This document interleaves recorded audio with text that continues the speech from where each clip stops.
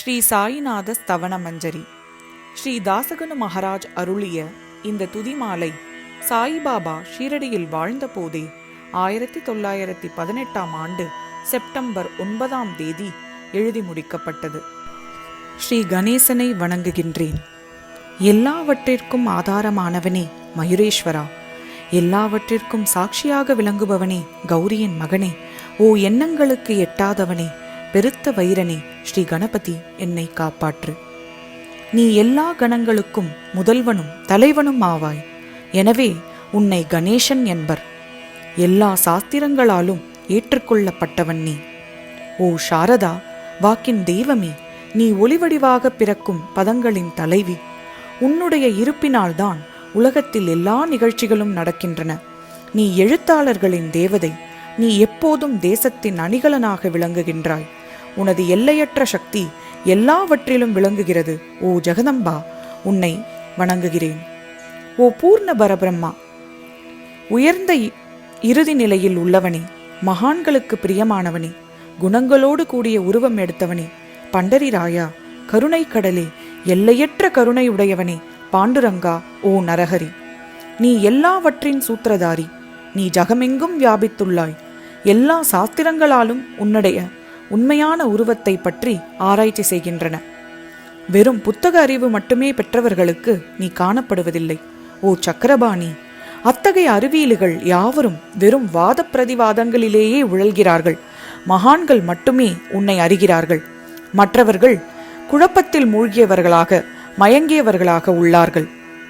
உனக்கு பக்தியோடு கூடிய எனது சாஷ்டாங்க நமஸ்காரத்தை சமர்ப்பிக்கின்றேன்.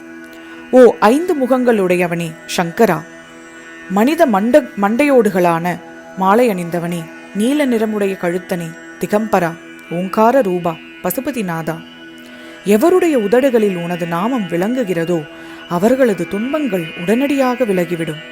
ஓ துர்ஜடி, உன் நாமத்தின் மகிமை அத்தகையது. உனது பாதங்களை வணங்கி நான் இந்த துதியை சொல்ல முற்படுகிறேன். நீலகண்டா, இதற்கு உனது முழுமையான உதவியை எல்லா விதத்திலும் எனக்கு அளிப்பாயாக. இப்போது அத்ரி மகரிஷியின் குமாரனான தத்தரையும், லக்ஷ்மி தேவியின் குலதெய்வமான விஷ்ணுவையும், ஸ்ரீ துக்காராம் முதலான எல்லா மகான்களையும், பின்னர் பக்தர்கள் அனைவரையும் வணங்குகிறேன். சாயிநாதா, உமக்கு வெற்றியுண்டாகுக. பாவிகளை உய்விப்பவரே, அருள் நிறைந்தவரே, இப்போது உமது பாதங்களில் எனது சிரத்தை வைக்கின்றேன்.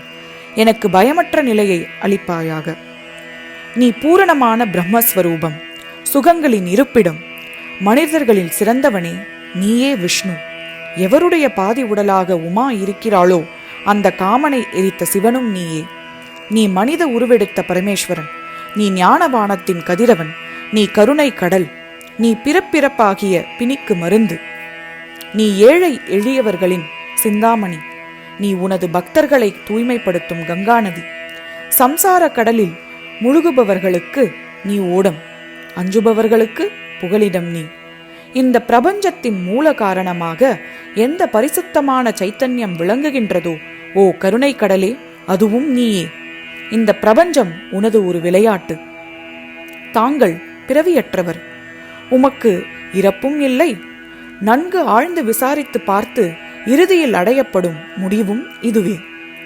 பிறப்பு இறப்பு இவை இரண்டும் அஞ்ஞானத்தினால் தோன்றியவை. ஓ மகாராஜா, நீங்கள் அவை இரண்டினின்றும் கொஞ்சம் கூட பற்றற்றவராக உள்ளீர். தண்ணீர் ஓடையில் வெளிப்பட்டது என்றால் அது அங்கேயே தோன்றியதாக ஆகுமா? முன்பே நீர் நிரம்ப உள்ளது, உள்ளே இருந்து வெளியே வந்தது, அவ்வளவுதான். படுகையில் நீர் வந்தபோது அதற்கு ஓடை என்ற பெயர் ஏற்பட்டது. நீர் இல்லாவிடில் அது வெறும் படுகையே. பெருகுவது வற்றிவிடுவது பற்றி நீர் சற்றும் பொருட்படுத்துவதே இல்லை. நீர் படுகைக்கு கொஞ்சமேனும் முக்கியத்துவமும் அளிப்பதில்லை. படுகை மட்டும் நீர் நிறைந்துள்ள போது பெருமை கொள்கிறது. நீர் வற்றும் போது மிகவும் வருந்தும் நிலையை அடைகிறது. மனித உடல் நீர்ப்படுகை போன்றது. சுத்த சைத்தன்யமே பரிசுத்தமான நீரூற்று. நீர்ப்படுகைகள் எண்ணற்றவை இருப்பினும் நீர் மட்டும் வேறுபடுவதே இல்லை. பிறப்பற்றவரான அருட்கடலே, உமது வஜ்ராயுதம் என் அஞ்ஞானமாகிய மலையை அழிக்கட்டும் என்று வேண்டுகிறேன். இத்தகைய எண்ணற்ற தோற்றங்கள் இதுவரை பூமியில் ஏற்பட்டுள்ளன, இப்போதும் இருந்து வருகின்றன, காலக்கிரமத்தால் இனிமேலும் ஏற்பட போகின்றன. அந்த ஒவ்வொரு தோற்றத்துக்கும் ஒரு தனிப்பெயரும் உருவமும் கிடைக்கின்றது. அதன் மூலம் உலகத்தில் அவற்றை பிரித்தறிகிறார்கள். சைத்தன்யத்தை பொறுத்தவரை நான், நீ என்று கூறுவது பொருந்தாது. இருமை என்பதே எங்கு இருப்பதற்கு இடமில்லையோ அதுவே உண்மையில் சைத்தன்யம் எனப்படுவது. மேலும் உண்மையில் சைத்தன்யம் பிரபஞ்சம் முழுவதையும் வியாபித்து உள்ளது. பின் நான், நீ என்ற பாவனை எவ்வாறு பொருந்தும்? மேகத்திலிருந்து பிறக்கும் நீர் ஒரே தன்மையானது. பூமியின் மேல் இறங்கிய பிறகு அதற்கு பற்பல வேறுபாடுகள் ஏற்படுகின்றன. கோதாவரி நதிப்படுகையில் விழுந்த நீர் கோதாவரி என்று அழைக்கப்படுகிறது. கிணற்றில் விழுந்த நீருக்கு அத்தகைய மேன்மை இல்லை. மகான்களின் உருவமாகிய கோதாவரியில் உள்ள நீர் நீங்கள், நாங்கள், குளம், குட்டை, கிணறு போன்றவர்கள். நம்மிடையே உள்ள வேறுபாடு இதுவே. எங்களுடைய வாழ்வின் உண்மையான குறிக்கோளை அடைய நாங்கள் தங்களிடம் வர வேண்டும். எப்போதும் இரு கரங்கள் கூப்பி தங்களை சரணடைய வேண்டும். ஏனெனில் தாங்கள் புனிதத்தின் உறைவிடம். கோதாவரி நதிக்கு பாத்திரத்தினால், அதாவது படுகையினால் புனிதம் ஏற்பட்டது. வெறும் நீரை மட்டுமே நோக்குவோமாகில் அது எங்கும் ஒரே விதமானது. கோதாவரி நதிப்படுகை புனிதம் வாய்ந்ததென்பது தீர்மானிக்கப்பட்ட உண்மை. அதனை தீர்மானிப்பதற்கு பூமியின் நல்லத்தன்மை, தீயத்தன்மை ஆகியவையே உதவி செய்கின்றன என்பதை நோக்குவோம். மேகத்தினின்று வந்த நீர் புனிதத்தின் எந்த பூமி பாகம் மாற்றவில்லையோ அந்த பாகத்தை சாஸ்திரம் அறிந்தவர்கள் கோதா என்று அழைக்கிறார்கள். மற்ற இடங்களில் விழுந்த நீர் அந்தந்த மண்ணின் குணத்தை ஏற்றுக்கொண்டது. தோற்றத்தின் போது இனிமையாயிருந்த நீர் அசுத்தமாகவும் கசப்பாகவும் உப்பாகவும் ஆயிற்று. அவ்வாறே ஓ குருநாதா, எந்த சரீரத்தில் 6 வைரிகளின் மாசு ஏற்படவில்லையோ அந்த புனிதமான சரீரத்துக்கு மகான் என்ற பெயர் பொருந்தும். எனவே மேன்மையும் புனிதமும் பொருந்திய மகான்களை அந்த கோதாவரி என்றே கூறுகிறேன். எல்லா ஜீவன்களிலும் உங்களது தகுதி மிகச் சிறந்ததாக உள்ளது. பிரபஞ்சத்தின் ஆரம்ப காலத்திலிருந்தே கோதாவரி ஏற்பட்டுள்ளது. நீரும் முழுமையாக நிரம்பியுள்ளது. இன்று வரை அதற்கு குறைவு ஏற்படவில்லை. ராவணனுடைய வைரி, அதாவது எதிரி, கோதாவரியின் கரைக்கு வந்தபோது இருந்த அதே நீர் இன்று வரை எவ்வாறு இருக்கும் என்று பாருங்கள். படுகை மட்டும் அதே, நீர் கடலை அடைந்தது. நீர்ப்படுகையின் புனிதத்தன்மை மட்டும் இன்று வரை நிரந்தரமாக உள்ளது. ஒவ்வொரு ஆண்டும் பழைய நீர் சென்று புதிய நீர் படுகையில் உள்ளே வருகிறது. பாபா, அதே நியாயம் தங்களுக்கும் பொருந்தும். ஒவ்வொரு நூற்றாண்டிற்கும் ஒரு ஆண்டை போலவும் அந்த நூற்றாண்டில் தோன்றிய சாதுக்கள் நீரை போலவும் அவர்களுக்குள் மிகப்பெரிய மகான்கள் அலைகள் போலவும் உவமிக்கப்படுகிறார்கள். இந்த மகான்களின் உருவமாகிய கோதாவரியில் முதல் ஆண்டில் சனதர், சனகர், சனந்தனர் முதலியோரின் வெள்ளம் ஏற்பட்டது. பின்னர் நாரதர், தும்புரு, துருவன், பிரகலாதன், பலிசக்கரவர்த்தி, சபரி, அங்கதன், வாயுகுமாரன், விதுரர், கோபர்களும் கோபிகைகளும் தோன்றினர். இவ்வாறு இன்று வரை ஒவ்வொரு நூற்றாண்டிலும் ஒன்றன் பின் ஒன்றாக மகான்களின் வெள்ளம் ஏற்பட்டு வந்துள்ளது. நான் அதனை வர்ணிப்பதற்கு இயலாதவனாக உள்ளேன். ஓ சாயிநாதா, இந்த நிகழும் நூற்றாண்டில் மகான்களின் தோற்றமாகிய கோதாவரியில் நிச்சயமாக உமது வெள்ளம் வந்துள்ளது. எனவே உமது திவ்ய சரணார விந்தங்களுக்கு வந்தனை செய்கின்றேன். மகாராஜா, எனது துர்குணங்களை கொஞ்சம் கூட பொருட்படுத்த வேண்டாம். நான் ஏழை, எளியவன், அஞ்ஞானி, பாவிகளுக்குள்ளே தலை சிறந்தவன், எல்லா துர்குணங்களும் பொருந்தியவன். ஆனால் என்னை நிராகரிக்க வேண்டாம். பரிசக்கள் இரும்பினுடைய குறைகளை பொருட்படுத்துவதில்லை. கோதாவரி நதி தன்னை அடைந்த கிராமத்து சிறு ஓடைகளை திருப்பி அனுப்புவதில்லை. தங்களுடைய அருள் நோக்கை செலுத்தி என்னிடம் உள்ள எல்லா தீய குணங்களையும் விரைவாக அழித்து விடுங்கள். அடியேனுடைய வேண்டுதல் இதுவே. பரிசக்கல்லின் தொடர்பு ஏற்படும் இரும்பின் இரும்புத்தன்மை அழிக்கப்படாவிட்டால் குருநாதா, அது பரிசக்கல்லின் பெருமைக்கு இழுக்கு. என்னை பாவியாக இருக்கும்படி வைக்காதீர்கள். தாங்கள் தாழ்வும் அடைய வேண்டாம்.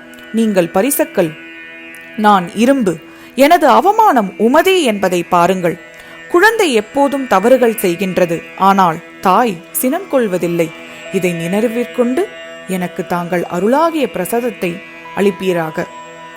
ஓ சத்குரு சாய்நாதா, நீயே எனது கற்பகத்தரு. சம்சார சாகரத்தை கடக்க உதவும் சிறந்த படகு நிச்சயமாக நீயே. நீ காமதேனு, சிந்தாமணி, நீ ஞானவானத்தின் கதிரவன், நீ நற்குணங்களின் பெரும் சுரங்கம், ஸ்வர்க்கத்திற்கு செல்ல உதவும் படிக்கல்லும் நீயே. ஓ புண்ணியங்களின் இருப்பிடமே, சுத்திகரிப்பவர்கள் சிறந்தவரே, சாந்த மூர்த்தியே, ஆனந்தத்தின் உறைவிடமே, பிரம்மஸ்வரூபனே, பரிபூரணனே, வேறுபாடு அற்றவனே, ஞானக்கடலே, சுத்திகரிப்பவரில் சிறந்தவரே, ஓ ஞானத்தின் உருவமே, மனிதர்களில் சிறந்தவனே, பொறுமை, சாந்தி ஆகியவற்றின் உறைவிடமே, பக்தர்களின் இலைப்பாரும் இடமே, என்பால் மகிழ்வு நிறைந்த உன் அருள் நோக்கை செலுத்துவீராக. ஓ சத்குருவே, மச்சீந்திரரும் நீயே, மகாத்மா ஜாலந்தரரும் நீயே, நீயே நிவ்ருத்திநாதரும் ஞானேஸ்வரரும் ஆவாய். கபீர், ஷேக் முகமது, ஏசுநாதர் ஆகியோரும் நீயே. நீயே போதலாவும் சாவாதாமாலியும், உண்மையில் ராமதாசரும் நீயே. சாயிநாதா, நீயே துக்காராம், சக்காராம் மகாராஜும் மாணிக்க பிரபுவும் நீயே. உமது இந்த அவதாரம் உண்மையில் அறிய முடியாத விதமாக உள்ளது. தங்களுடைய ஜாதியை பற்றி எவரும் அறிந்து கொள்ளும்படி தாங்கள் விடவில்லை. சிலர் தங்களை முஸ்லீம் என்கின்றனர், சிலர் அந்தனர் என்கின்றனர். கிருஷ்ணனுக்கு சமமான லீலைகளை தாங்கள் செய்கிறீர்கள். ஸ்ரீ கிருஷ்ணனை பார்த்து ஜனங்கள் பலவிதமாக பேசினர். சிலர் யதுகுலத்து அரிய ஆபரணம் என்றனர், சிலர் இடையன் என்றனர். யசோதை மென்மையான குழந்தை என்றாள், கம்சன் மகாகாலன் என்றான், உத்தவர் அன்பு வடிவானவன் என்றார், அர்ஜுனன் பூர்ண ஞானி என்றான். அவ்வாறே குருநாதா, தங்களை பற்றி தத்தமது மனதில் நிச்சயப்படுத்தியதற்கு தக்கபடி அவரவர்கள் அழைக்கின்றார்கள். மசூதி தங்களது இருப்பிடம், உமது காதுகள் குத்தியிருக்கப்படவில்லை. தங்களது ஃபாத்தியா சடங்கையும் பார்த்துவிட்டு தங்களை முஸ்லீம் என்று கூறுவதும் பொருத்தமாக உள்ளது. அவ்வாறே கருணையே உருவான உமது அக்னி வழிபாட்டை பார்த்து நீங்கள் ஹிந்துதான் என்றும் எங்கள் மனதில் நிச்சயம் ஏற்பட்டது. ஆனால் வெளிவிவகாரங்களில் உள்ள இத்தகைய வேறுபாடுகளை தர்க்கவாதிகளே விரும்புவார்கள். உண்மையான ஞானத்தில் ஆர்வமுள்ள பக்தர்கள் அவற்றுக்கு முக்கியத்துவம் அளிக்க மாட்டார்கள். நீங்கள் பிரம்மத்தின் நிலையில் விளங்குகிறீர்கள். தங்களுக்கு ஜாதியும் கோத்திரமும் இல்லை. நீங்கள் எல்லோருக்கும் குருமூர்த்தியாகவும் ஆதி காரணமுமாக உள்ளீர். முஸ்லிம் இந்துக்களிடையே பகைமை ஏற்பட்டதால் அவர்களை ஒற்றுமைப்படுத்துவதற்காக மசூதி, அக்னி இரண்டையும் ஏற்று பக்தர்களுக்கு தங்கள் லீலைகளை காட்டினீர்கள். தாங்கள் ஜாதி மதங்களுக்கு அற்பாற்பட்டவர். தாங்கள் பிரம்மமே. உண்மையில் தாங்கள் அதுவே. தாங்கள் உண்மையில் தர்க்கங்களுக்கு அப்பாற்பட்டவர். தங்கள் முன்னால் எவ்வளவோ தர்க்க விதர்க்கங்கள் நிகழ்ந்தன. அங்கே எனது சாதாரண மொழிகள் எப்படி ஏற்கப்படும்? ஆனால் தங்களை பார்க்கும்போது என்னால் மௌனமாக இருக்க முடியவில்லை. துதி செய்வதற்கு உலக வழக்கில் பதங்களே சாதகமாக உள்ளன. பதங்கள் என்றால் வார்த்தைகள். எனவே தங்கள் அருளாசியுடன் பதங்களால் என்னென்ன வர்ணனைகள் ஏற்படுகின்றனவோ அவற்றை எப்போதும் செய்வேன். மகான்களின் தகுதி கடவுளின் தகுதியை விட வேறுபட்டதும் மிக உயர்ந்ததும் ஆகும். சாதுக்களின் அருகில் எனது உனது என்ற வேறுபாடுகளுக்கு சிறிதேனும் இடமில்லை. ஹிரண்ய கஷிபுவுக்கும் ராவணனுக்கும் கடவுளை வெறுத்ததன் மூலம் மரணம் ஏற்பட்டது. இத்தகைய சம்பவம் ஒன்று கூட மகான்களின் கரத்தால் நிகழவில்லை. அரசன் கோபிச்சந்தன் ஜாலந்தரரை சாணக்குவியலில் புதைத்தான். ஆனால் அந்த மகான் மனம் வருந்தவில்லை. மாறாக அந்த அரசனை சம்சார சுழலிலிருந்து விடுவித்து அமரனாகச் செய்துவிட்டார். இத்தகைய மகான்களின் மேன்மையை எவ்வாறு வர்ணிப்பேன்? மகான்கள் சூரியனை போன்றவர்கள். அவர்களின் கருணை ஒளிமயமானது. மகான்கள் சுகம் தரும் சந்திரனை போன்றவர்கள். அவர்களது அருள் சந்திரனுடைய ஒளி போன்றது. மகான்கள் இதமளிக்கும் கஸ்தூரி போன்றவர்கள். அவர்களது அருள் அதன் நறுமணம் போன்றது. மகான்கள் ரசம் நிரம்பிய கரும்பு போன்றவர்கள்.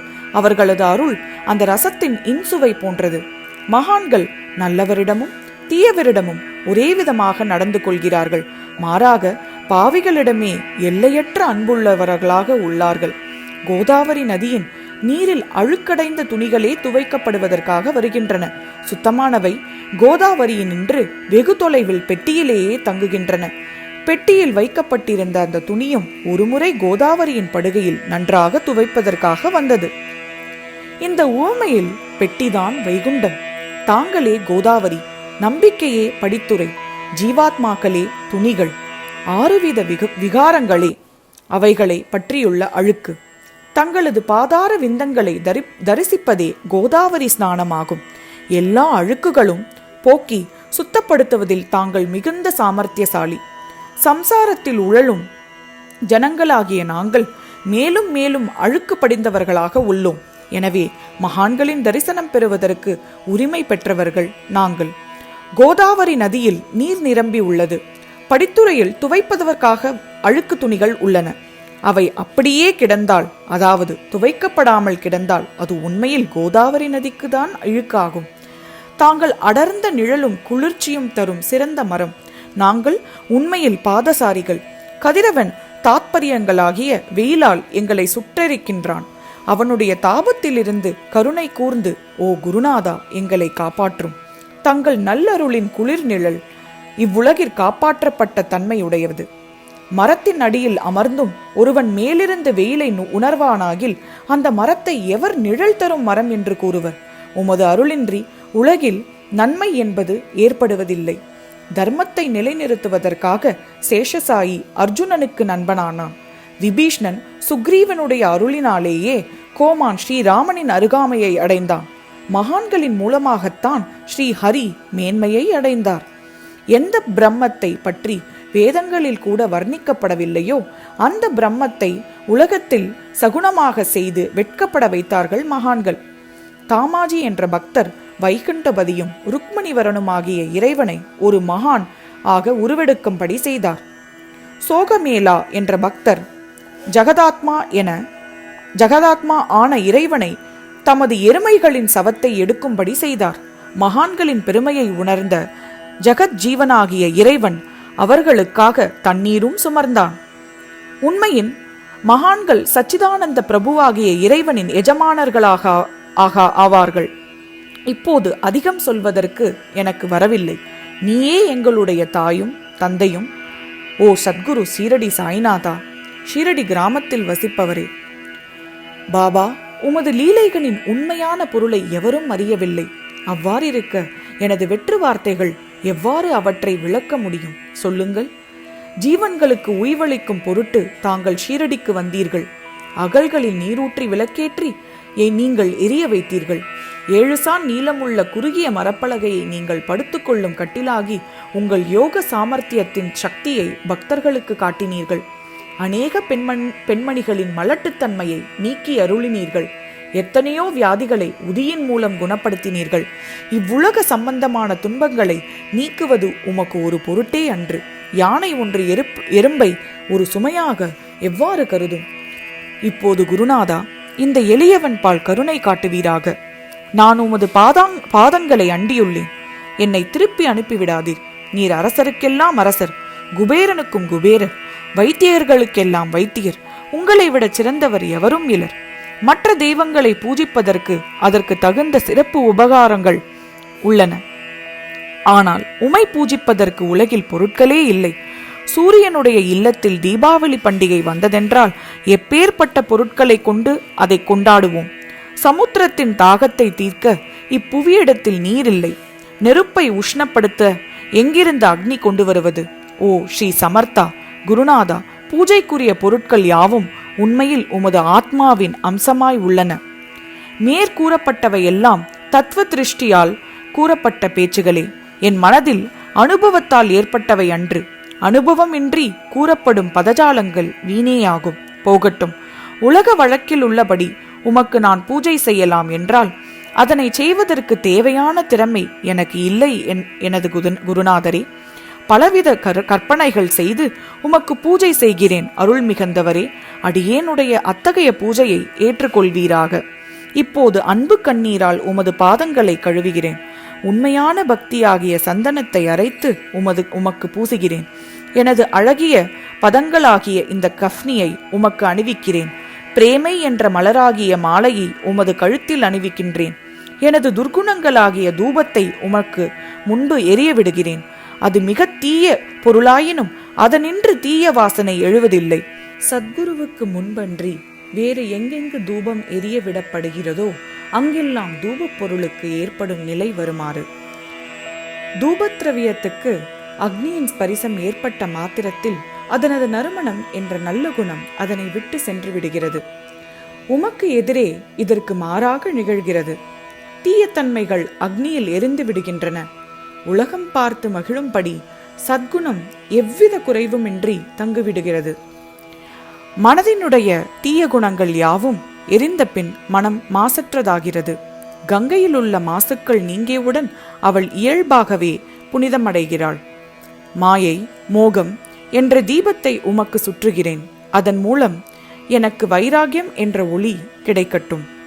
உமக்கு அமருவதற்கு சுத்தமான நம்பிக்கை என்ற சிம்மாசனத்தை அளிக்கிறேன். அதனை தாங்கள் ஏற்று பக்தி என்ற நெய்வேத்தியத்தையும் எடுத்துக்கொள்வீராக. பக்தி நெய்வேத்தியத்தை நீர் உண்டுவிட்டு அதனது ரசத்தை எனக்கு குடும். ஏனெனில் நாம் உமது பச்சிளம் குழந்தை. உமது பாலில் எனக்கு உரிமை உண்டு. எனது மனதை உமக்கு தட்சிணையாக அர்ப்பணிக்கிறேன். அதனால் காத்ருத்வம் என்பது எந்த விதத்திலும் என்னிடம் இருக்காது. இப்போது பிரார்த்தனையோடு உமக்கு சாஷ்டாங்க நமஸ்காரத்தை செய்கின்றேன். ஓ புண்ணிய ஸ்லோகா, சாய்நாதா, அதனை தாங்கள் ஏற்றுக்கொள்வீராக. பிரார்த்தனாஷ்டகம். சாந்தமான மனமுடையவரே, சிறந்த அறிவுடையவரே, சாய்நாதா, அருள் நிறைந்தவரே, கருணை கடலே, சத்தியஸ்வரூபமானவரே, மாயையாகிய இருளை அழிப்பவரே, ஜாதி மதங்களுக்கு அப்பாற்பட்டவரே, சாதனையின் முடிவை அடைந்தவரே, எண்ணங்களுக்கு அப்பாற்பட்டவரே, கருணைக்கு உறைவிடமே, ஷீரடி கிராமத்தில் உறைபவரே, ஓ சாய்நாதா, என்னை காப்பாற்றும், என்னை காப்பாற்றும். ஞானமாகிய கதிரவனே, ஞானத்தை அளிப்பவரே, எல்லாவித நன்மைகளையும் செய்பவரே, பக்தர்களின் இதயத்தில் உலவும் அன்னமே, உமது பாதங்களை அடைந்தவரை காப்பவரே, சிருஷ்டி செய்யும் பிரம்மானி, காக்கும் தெய்வமான லக்ஷ்மியின் கணவன் விஷ்ணுவும் நீயே. உண்மையில் மூவுலகங்களையும் லயமடையச் செய்யும் ருத்ரனும் நீயே. தாங்கள் இல்லாத இடம் இவ்வுலகத்தில் எங்கும் இல்லை. சாயிநாதா, நீர் எல்லாம் அறிபவர், எல்லோரின் இதயத்திலும் உறைபவர். எனது எல்லா குற்றங்களையும் மன்னிக்க வேண்டுமென்று வேண்டுகிறேன். பக்தியின்மை, சந்தேகங்கள் போன்ற அலைகளை விரைவில் நீக்குவீராக. நீர் பசு, நான் பச்சிலம் கன்று. நீர் சந்திரன், நான் சந்திர காந்தல்கள். தங்கள் பாதங்கள் கங்கா நதியின் ஸ்வரூபமானவை. அவற்றை நான் பக்தியோடு வணங்குகின்றேன். இப்போது உமது அடைக்கலம் அளிக்கும் அருள்மயமான கரங்களை எனது சிரத்தின் மேல் வைப்பீராக. எனது வருத்தங்களையும் கவலைகளையும் நீக்குவீராக. தாசகனமும் இந்த ஜீவாத்மாவும் தங்கள் பணியாளன். இந்த பிரார்த்தனாஷ்டகத்தை கூறி நான் சாஷ்டாங்க நமஸ்காரம் செய்கிறேன். எனது பாவங்களையும் துன்பங்களையும் ஏழ்மையையும் உடனடியாக நீக்குவீராக. நீர் பசு, நான் கன்று. நீர் தாய், நான் குழந்தை. என் விஷயத்தில் மனதில் கடினம் கொள்ள வேண்டாம். நீர் மலை அருகில் உள்ள சந்தன மரம், நான் முள்ளடர்ந்த புதர். நீர் புனிதமான கோதாவரி, நான் பெரும் பாவி. ஓ குருநாதா, உமது தரிசனம் ஏற்பட்ட பிறகும் என்னிடத்தில் உள்ள துர்குணங்கள் என்ற மாசு அவ்வாறே தங்கி இருக்குமாகில் உம்மை சந்தனம் என்று எவர் கூறுவர்? கஸ்தூரியின் அண்மையை அடைந்த மண்ணும் உயர்வாக மதிக்கப்படுகிறது. மலர்களின் அண்மையால் நாரும் தலையில் உயர்ந்த இடத்தை பெறுகிறது. மகான்களின் தன்மையும் இத்தகையதே. அவர்கள் எந்தெந்த பொருட்களை எல்லாம் ஏற்றுக்கொள்கிறார்களோ அவற்றை உயர்ந்த நிலைகளை அடைவிக்கிறார்கள். சிவபெருமான் விபூதி, கோவணம், நந்தி ஆகியவற்றை ஏற்றுக்கொண்டதால் எல்லா திக்குகளிலும் அந்த பொருட்களுக்கு மிகவும் மதிப்பும் மரியாதையும் ஏற்பட்டுள்ளது. இடையர்களை மகிழ்விக்கும் பொருட்டு பிருந்தாவனத்திலும் யமுனை நதிக்கரையிலும் ஜகத்துக்கெல்லாம் இறைவனானவன் தஹிகலா என்ற விளையாட்டை விளையாடினான். ஞானிகள் அவ்விளையாட்டையும் உயர்வாக மதிக்கிறார்கள். அவ்வாறே நான் துராச்சாரியாயினும் உம்மை அடைந்துள்ளேன். ஓ குருநாதா, எனவே இதை பற்றி உம் உள்ளத்தில் எண்ணிப்பாரும். ஓ குருநாதா, இகத்திலும் பரத்திலும் எந்தெந்த பொருட்களை சுகமென்று என் மனம் சந்தேகமற கருதுகின்றதோ அவற்றை எல்லாம் நீரே எனக்கு நிறைவேற்றி தர வேண்டும். பிரார்த்தனை. உமது கருணையினால் இவ்வாறு செய்துவிடும். எனது மனதை அடக்கிவிடும். சமுத்திரத்தை இனிமையாகச் செய்துவிட்டால் பிறகு உப்புத்தன்மையை பற்றிய பயம் இல்லை. சமுத்திரத்தை இனியதாக்கும் சக்தி உண்மையில் உமக்கு உண்டு. எனவே தாசகனுவினுடன் சேர்ந்து இந்த ஜீவாத்மாவின் வேண்டுதலை நிறைவேற்றுவீர். என்னிடம் என்னென்ன குறைகள் உள்ளனவோ அவை அனைத்தும் உமதே. சித்தர்களுக்கெல்லாம் கோமானான உமக்கு குறை என்பதே பொருந்தாது. இப்போது அதிகமாக சொல்வது எதற்காக? நீரே எனக்கு ஆதாரம். தாயினுடைய இடுப்பில் உள்ள குழந்தை இயல்பாகவே பயமுற்று இருக்கிறது. ஓ மகாராஜா, இந்த துதியை எவரெவர்கள் அன்புடன் படிக்கிறார்களோ அவர்களுடைய விருப்பங்களை உடனடியாக நிறைவேற்றுவீர். இந்த துதியை படிப்பவர்களின் 3 வித தாபங்களும் 1 ஆண்டுக்குள் விலகிவிடும் என்பதே இந்த துதியின் மேல் உமது நிரந்தரமான அருளாசியாக இருக்கட்டும். சுத்தமாக ஆனபின், அதாவது ஸ்நானம் முதலியவற்றை செய்து முடித்த பின், மனதில் சுத்தமான பக்தியோடு தினமும் இந்த துதியை பாராயணம் செய்யவும். இவ்வாறு செய்ய முடியாவிட்டால் ஒவ்வொரு வியாழக்கிழமை அன்றும் மனதில் சத்குரு ஷீரடி சாய்நாத் நிறுத்தி பாராயணம் செய்யவும். அதுவும் கூட இயலாவிடில் ஏகாதசி தோறும் அதன் விளைவுகளை பார்ப்பதற்காக இந்த துதியை பாராயணம் செய்யவும். இந்த துதியை பாராயணம் செய்பவர்களுக்கு இறுதி கணக்கில் உயர்ந்த நிலையை குருமூர்த்தியான சாயிநாதர் அளிப்பார். நான் சொல்வதை கேட்டுக்கொண்டிருப்பவர்களே, இவ்வுலகியல் ஆசைகளை அவர் விரைவில் நிறைவேற்றுவார். இந்த துதியை பாராயணம் செய்வதால் முட்டாள்கள் அறிவாளிகள் ஆவார்கள். எவருக்காயினும் வாழ்நாள் குறைவாக இருப்பின் அவர்கள் இதை பாராயணம் செய்வதால் 100 ஆண்டு ஆயுள் உள்ளவர்களாவார்கள்.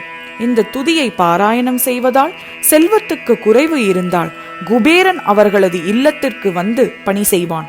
இது சத்தியம், இது சத்தியம், இது சத்தியம் என்று உரைக்கின்றேன்.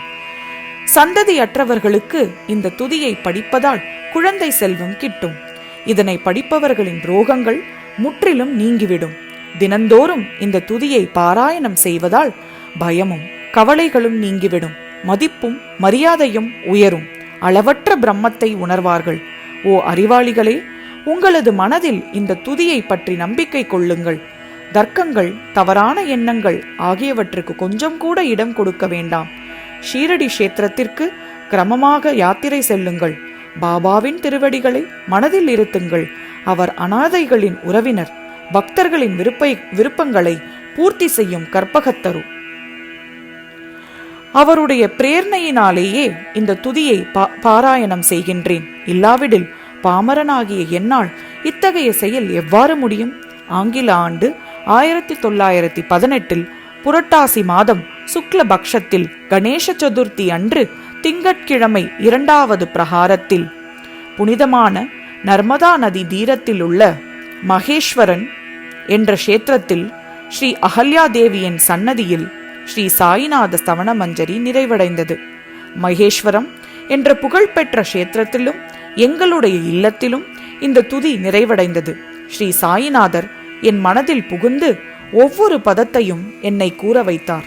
தாமோதரன் என்ற சீடன் இந்த பாராயணத்தை எழுதினான். தாசகனுவுடன் சேர்ந்து இந்த ஜீவாத்மாவாகிய நானும் எல்லா மகான்களுக்கும் பணியாள்.